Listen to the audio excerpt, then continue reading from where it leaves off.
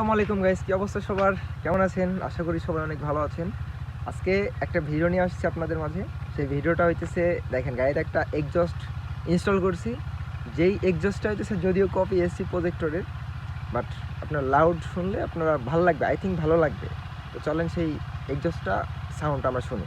তো এই যে হইতেছে আমার সেই ব্ল্যাক ডেভিলটা, যার এক্সজস্ট লাগানোর পর যার চেহারা হয়েছে এরকম।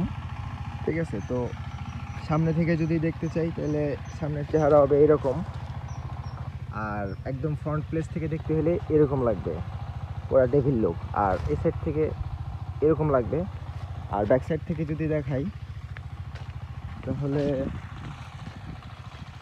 এরকম হবে। ব্যাক সাইড থেকে লুক আসে এরকম।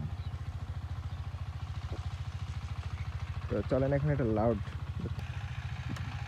লাউডটা টেস্ট করব।